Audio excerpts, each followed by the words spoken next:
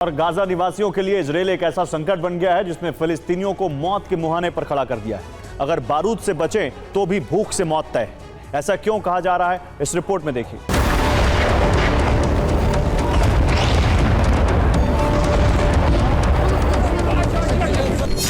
Gaza की स्थिति, युद्ध और भूखमरी।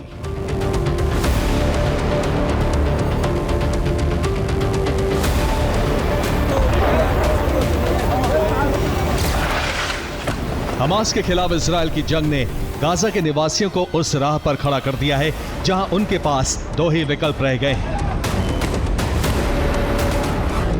ये विकल्प हैं विस्थापन या मौत।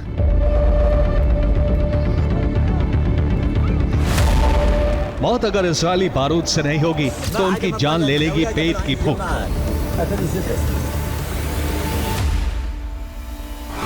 दरअसल बंधक संकट के लिए और हमास के खिलाफ इजराइल 1.5 साल से भी ज्यादा समय से सैन्य ऑपरेशन कर रहा है और इसी सैन्य ऑपरेशन ने गाजा को तबाह कर दिया है।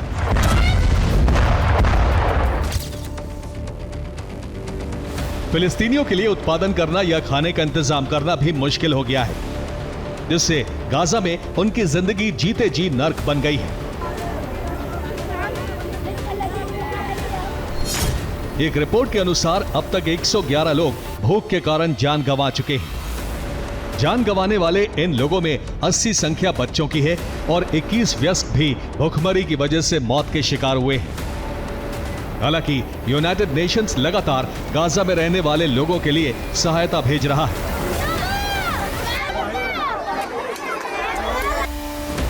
लेकिन दावा है कि यह सहायता भी इजरायली बारूद के शिकार होने वालों का आंकड़ा बढ़ा रही है।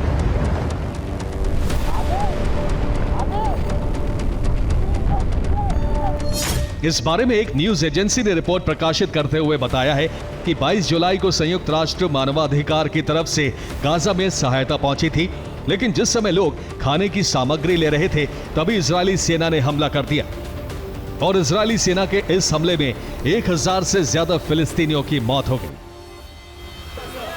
यानी इजरायली सेना गाजा निवासियों को संयुक्त राष्ट्र की तरफ से जारी मदद भी लेने नहीं दे रही है, जिसके पीछे तर्क यह दिया जा रहा है कि गाजा पहुंच रही सहायता पर हमास कब्जा कर रहा है और इस सहायता सामग्री के दम पर ही हमास जंग लड़ रहा है। मुमकिन है कि इजराइल का दावा सच भी हो, लेकिन रिपोर्ट बता रही है कि इजराइल के इस कदम से ज्यादा नुकसान आम फिलिस्तीनियों को हो रहा है। रिपोर्ट के अनुसार जुलाई 2025 में अब तक भूखमरी से 46 मौत हुई है। इसके अलावा भूख और कुपोषण के शिकार लोगों के आंकड़े भी पहले से ज्यादा बढ़ गए हैं। और हैरानी की बात है कि इस अमानवीयता को इजराइल यहूदियों के हित में देखता है। यहां तक कि यहूदियों के धर्म गुरु भी यही मानते हैं। इसका सीधा मतलब यह है कि गाजा के लोगों को मारना इजरायली सैनिक और सरकार उस आदेश का पालन मानते हैं जो उन्हें धर्म देता है। फिर वो कीमत अमानवीय ही क्यों ना हो, लेकिन इसका असर यह है कि अब गाजा में रहने वाले नर्क जैसा अनुभव कर रहे हैं। सबसे ज्यादा भूखमरी के शिकार यहां बच्चे हैं, जिन्हें भूख से मरते देखना उनके परिवार के लिए सबसे बड़ा दर्द है। गाजा में बुजुर्गों के लिए भी भूख सबसे बड़ा संकट बन गया है। इसमें सबसे ज्यादा चौंकाने वाली स्थिति यह है कि खाद्य सामग्री पर इजरायली सैनिकों ने नजर जमा रखी।